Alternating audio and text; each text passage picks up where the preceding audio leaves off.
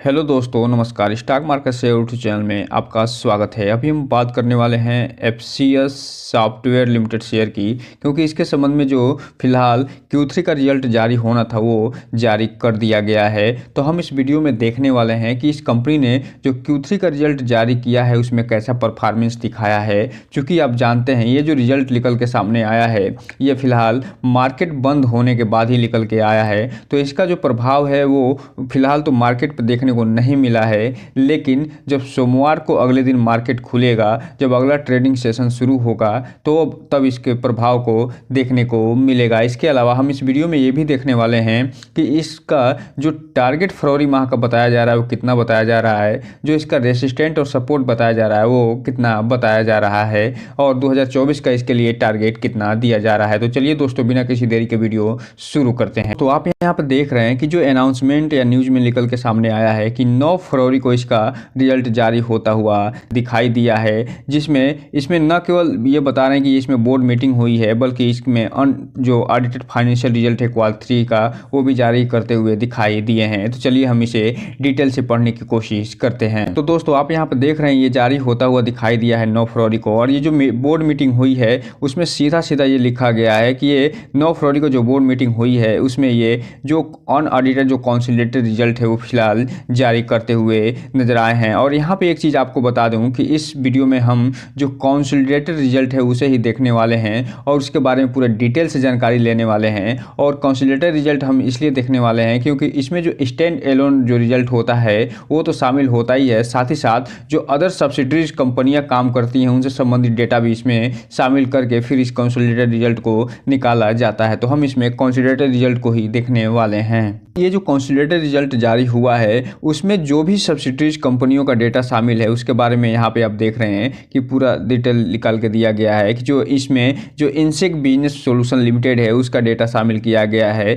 जो step less secure जो infra service private limited है उसका डेटा शामिल किया गया है। इसके अलावा जो एफसीएस सॉफ्टवेयर मिडिल ईस्ट जो है उसका डेटा है, और एफसीएस सॉफ्टवेयर सोल्यूशन का डेटा भी निकल के इसमें शामिल किया गया है। इसके अलावा जो एफसीएस जो सॉफ्टवेयर संघाई कॉर्पोरेशन लिमिटेड है उसका भी इसमें डेटा शामिल होता हुआ दिखाई दे रहा है। इसके अलावा जो एसोसिएट कंपनी है इंस्टा सर्व जो ई सर्विस लिमिटेड है उसका भी डेटा इसमें शामिल होता हुआ दिखाई दे रहा है। इस हिसाब से आप देख रहे हैं इसमें लगभग कुल 6 कंपनियों का जो सब्सिडरी कंपनियों का डेटा इसमें शामिल होता हुआ दिखाई दे रहा है। अब हम अगर बात करें इसके जो कंसोलिडेटेड रिजल्ट है उसकी, तो इसमें ये जो सेगमेंट आप देख रहे हैं ये सेगमेंट दिखाई दे रहा है दिसंबर Q3 का सेगमेंट है, और ये सितंबर Q2 का सेगमेंट है 2023 का, और ये पिछले साल दिसंबर Q3 का सेगमेंट इसमें दिखाया गया है और उससे संबंधित सारे डेटा इसमें दिए गए हैं। इसके अलावा ये जो सारे डेटा आप देख रहे हैं सभी डेटा ये फिलहाल लाख में दिए गए हैं, जिसे हम लाख में पढ़ने की कोशिश करने वाले हैं। अब हम सबसे पहले बात करें इसके रेवेन्यू फ्रॉम ऑपरेशन की,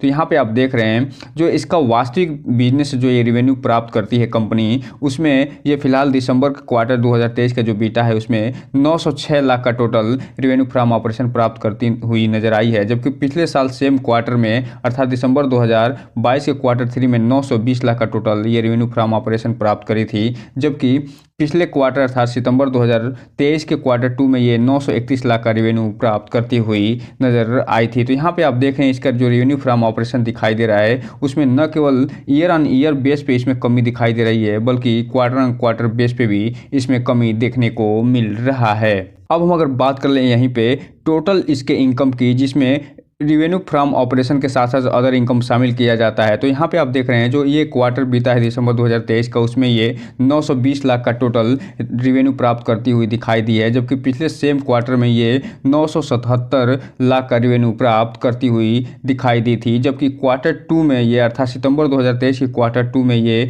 953 लाख का टोटल रिवेन्यू प्राप्त करी थी। तो यहाँ पे आप देख रहे हैं इसका जो टोटल रिवेन्यू दिखाई दे रहा है उसमें न केवल ईयर ऑन ईयर बेस पे इसमें कमी दिखाई दे रही है अच्छी खासी, बल्कि क्वार्टर क्वार्टर बेस पे भी इसमें ठीक ठाक कमी देखने को मिल रहा है। अब चूंकि आप जानते हैं कि कोई भी कंपनी जब रिवेन्यू प्राप्त करती है, कोई बिजनेस करती है, तो उसमें जो इनकम होता है उसके अलावा कुछ खर्चे भी करती है। उसकी अगर हम बात करें तो यहाँ पे आप देख रहे हैं इसका जो टोटल एक्सपेंस यहाँ पे दिखाई दे रहा है वो फिलहाल Q3 जो बीता है दिसंबर 2023 का उसमें ये 760 लाख का टोटल एक्सपेंस करती हुई दिखाई दे रही है, जबकि पिछले सेम क्वार्टर था दिसंबर 2022 Q3 में ये फिलहाल 869 लाख का टोटल एक्सपेंस करती हुई दिखाई दी थी। और वहीं अगर हम बात करें क्वार्टर की, तो सितंबर 2023 के क्वार्टर 2 में ये 876 लाख का टोटल एक्सपेंस करती हुई दिखाई दी थी। तो इस हिसाब से आप देख रहे हैं इस कंपनी ने एक्सपेंस के स्तर पर अच्छा खासा परफॉर्मेंस दिखाया है और ईयर ऑन ईयर बेस पे भी अच्छी खासी कमी देखी जा रही है,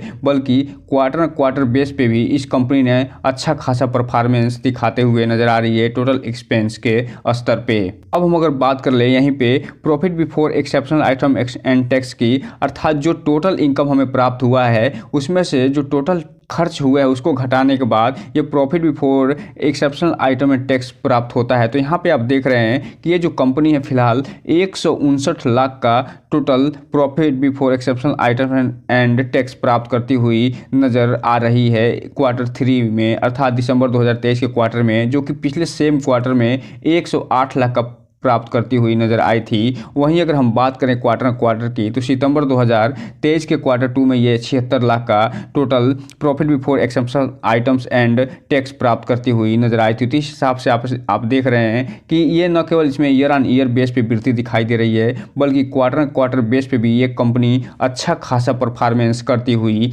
दिखाई दे रही है। अब हम अगर बात कर लें यहीं पे प्रॉफिट बिफोर टैक्स की, जिसमें एक्सेप्शनल आइटम को भी घटा के और जोड़ के निकाला जाता है, तो यहाँ पे आप देख रहे हैं प्रॉफिट बिफोर टैक्स यहाँ पे दिखाई दे रहा है कि ये जो कंपनी है घाटे में जाती हुई दिखाई दे रही है। और ये इसलिए घाटे में जाती हुई दिखाई दे रही है क्योंकि इसमें 561 लाख का जो एक्सेप्शनल आइटम्स का घाटा है वो फिलहाल इसमें जुड़ता हुआ नजर आ रहा है, जिसके कारण जो पहले 159 लाख का ये profit before exceptional items and tax दिखाई दे रहा था, ये फिलहाल 401 लाख का ये घाटे में जाती हुई कंपनी दिखाई दे रही है। और वही सेम प्रक्रिया ये क्वार्टर 2 में भी दिखाई दे रहा है और एक्सेप्शनल आइटम 613 लाख का जुड़ने के कारण ये कंपनी 536 लाख का घाटा दिखाती हुई नजर आ रही है। तो इस हिसाब से आप देख रहे हैं कि ये जो कंपनी है प्रॉफिट या लॉस बिफोर टैक्स में क्वार्टर बेस पे न केवल अच्छा खासा घाटा दिखा दे रही है, बल्कि ये क्वार्टर 2 में भी ठीक ठाक घाटा दिखाते हुए नजर आ रही है। हालांकि यहाँ पे आप देख रहे हैं जो क्वार्टर 2 का घाटा है उसकी तुलना में क्वार्टर 3 में इसमें कमी दिखाई दे रही है, लेकिन फिर भी अभी भी ये कंपनी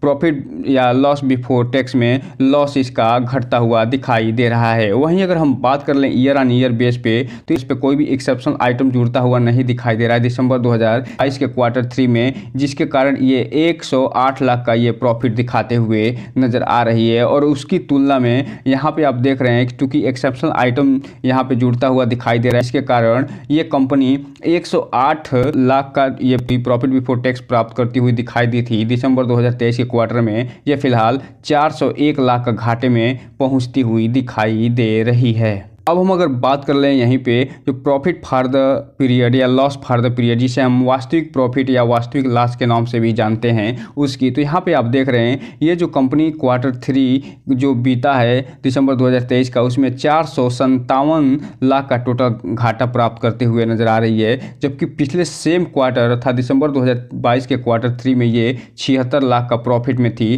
तो ये कंपनी यहाँ पे देख रहे हैं कि ईयर ऑन ईयर बेस पे ये प्रॉफिट से घाटे में आती हुई दिखाई दे रही है। और इसका जो कारण है उसको हम अभी ऊपर डिस्कस किए हैं। अगर ये घाटा नहीं जुड़ता तो ये जो कंपनी है 160 लाख के आसपास ये प्रॉफिट में होती हुई दिखाई देती। वहीं अगर हम बात करें क्वार्टर बेस पे, तो इसमें भी ये जो कंपनी अपना घाटा पेश करती हुई दिखाई दे रही है। और यहाँ पे आप देख रहे हैं ये 551 लाख के ये घाटे से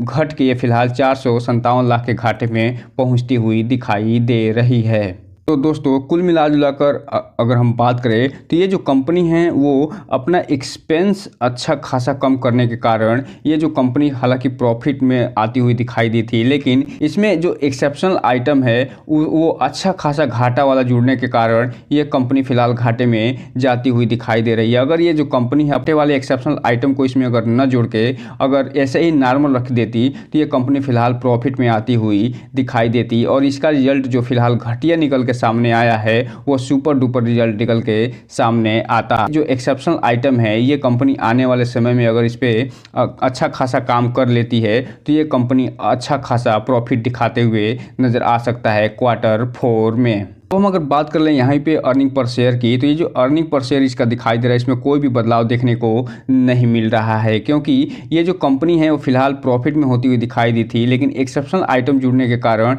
ये घाटे में जाती हुई दिखाई दे रही है, जिसके कारण इसमें इसका जो अर्निंग पर शेयर है इसमें कोई भी बदलाव देखने को नहीं मिल रहा है। हालांकि इसमें एक कंसर्निंग पॉइंट जरूर है, वो ये कि इसका जो रिवेन्यू फ्रॉम ऑपरेशन है उसमें ईयर ऑन ईयर बेस के साथ साथ क्वार्टर ऑन क्वार्टर बेस पे भी इसमें थोड़ी मामूली सी कमी देखने को मिली है। अब हम अगर बात कर लें थोड़ा इसके सेगमेंट वाइज रिवेन्यू की, जो कि ज्योग्राफिकल सेगमेंट है, जो कि जहां से ये ज्योग्राफिकल कहां से ये पैसा प्राप्त करता है, कहां से ये कारोबार करती हुई नज़र आती है। तो यहाँ पे आप देख रहे हैं कि इंडिया से ये दिसंबर 2023 के क्वार्टर में 404 लाख का टोटल कारोबार करता हुआ नज़र आ रहा है, जबकि पिछले साल सेम क्वार्टर में 355 लाख का कारोबार किया था, जबकि सितंबर 2023 के क्वार्टर में 2 में ये फिलहाल 398 लाख का कारोबार किया था। तो इस हिसाब से आप देख रहे हैं कि ये ज्योग्राफिकल इसका जो रिवेन्यू है वो न केवल ईयर ऑन ईयर बेस पे बढ़ता हुआ दिखाई दे रहा है इंडिया में, बल्कि क्वार्टर ऑन क्वार्टर बेस पे भी बढ़ता हुआ दिखाई दे रहा है। लेकिन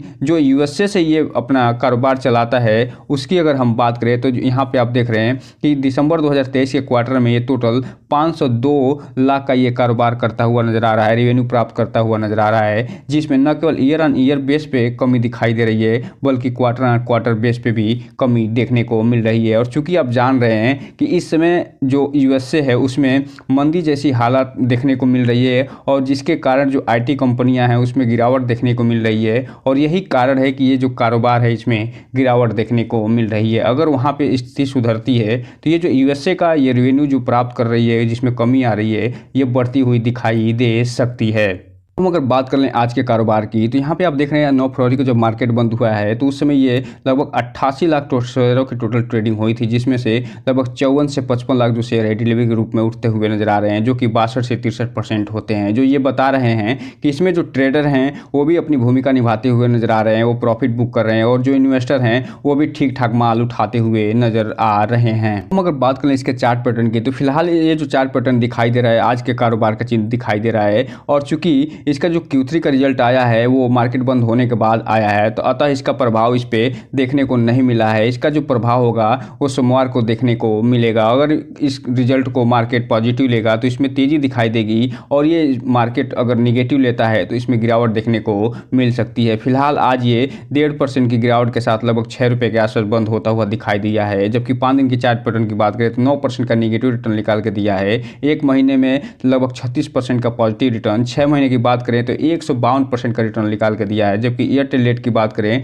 तो 42 से 43% का रिटर्न निकाल के देता हुआ दिखाई दे रहा है। वहीं एक साल की बात करें तो 146 से 47% का रिटर्न निकाल के दे चुका है। अब हम अगर बात कर लें इसका जो टारगेट दिया जा रहा है फरवरी माह में उसकी, तो यहाँ पे आप देख रहे हैं जो फर्स्ट ऑफ टारगेट दिया जा रहा है 5 रुपये 50 पैसे का, फिलहाल इसे ये तोड़ता हुआ दिखाई दे रहा है, और ये 6 रुपये पे वर्तमान में ट्रेड करता हुआ नजर आ रहा है। लेकिन ये जो Q3 का रिजल्ट निकल के सामने आया है वो फिलहाल जितना सोचा गया था उतना तो बढ़िया निकल के सामने नहीं आया है। अगर इसमें एक्सेप्शनल आइटम नहीं जुड़ा होता तो ये कंपनी प्रॉफिट में होती, जिसका प्रभाव इस कंपनी पर देखने को मिलता। और ये जो सेकेंड अप टारगेट दिया जा रहा है 6 रुपये 38 पैसे का, ये भी इसे तोड़ता हुआ दिखाई देता, और 7 रुपये का भी, और ये 8 रुपये और 9 रुपये के तरफ अग्रसर हो जाता है, अर्थात बढ़ता हुआ दिखाई देता। लेकिन ये जो Q3 का रिजल्ट है फिलहाल घटिया होता हुआ दिखाई दे रहा है। अगर मार्केट इसे पॉजिटिव लेता है तो ये सारे के सारे रिकॉर्ड तोड़ते हुए दिखाई दे सकते हैं, क्योंकि ये जो शेयर है अपर सर्किट और लोअर सर्किट में ही बात करता है। और लेकिन अगर ये मार्केट अगर निगेटिव में लेता है तो हो सकता है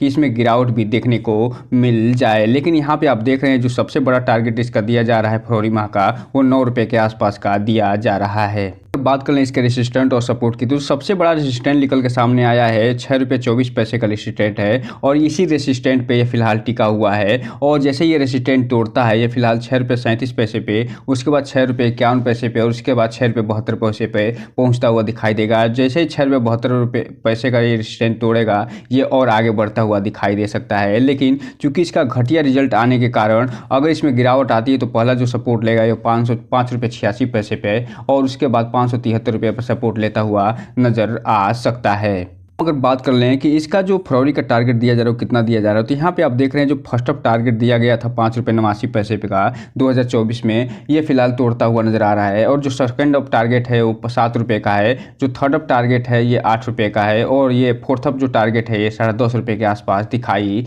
दे रहा है। तो यहाँ पे आप देख रहे हैं इस कंपनी का जो 2024 का टारगेट दिया जा रहा है वो तो अच्छा खासा दे ही जा रहा है, साथ ही साथ फरवरी का भी टारगेट अच्छा खासा दिया जा रहा है। लेकिन इसका जो Q3 का रिजल्ट कंपनी का आया है उतना जितना बढ़िया सोचा गया था उतना बढ़िया नहीं आया है। लेकिन अगर इसमें ऑपरेटर की भूमिका देखने को मिल गई तो सोमवार को देखेंगे कि हो सकता है इसमें अपर सर्किट भी लगता हुआ नजर आ जाए। अगर इसमें ऑपरेटर की भूमिका नहीं देखी गई, अगर नॉर्मल ट्रेडिंग शुरू हुई तो इसमें लोअर सर्किट भी लगता हुआ नजर आ सकता है, क्योंकि इसका रिजल्ट जो आया है वो बहुत ही घटिया रिजल्ट आया। इसीलिए रिटेल इन्वेस्टर से बस एक ही चीज़ कहना चाहेंगे कि कोई भी इन्वेस्टमेंट करने से पहले इस कंपनी के बारे में पूरी डिटेल जानकारी लीजिए, और इस कंपनी के बारे में पूरी डिटेल जानकारी लेने के बाद ही कोई भी इन्वेस्टमेंट करिए। जब भी इन्वेस्टमेंट करिए अपने वित्तीय सलाहकार से संपर्क जरूर करिए, क्योंकि ये जो वीडियो है सिर्फ और सिर्फ एजुकेशनल पर्पस के लिए बनाया जा रहा है, सिर्फ जानकारी देने के लिए बनाया जा रहा है। तो दोस्तों ये रहा आज का वीडियो, चैनल को लाइक करें, सब्सक्राइब करें और बेल आइकन हिट करना तो बिल्कुल ना भूलें, ताकि नए वीडियो की जो अपडेट्स है आपको ऐसे ही समय समय पे मिलता रहे। जय हिंद दोस्तों।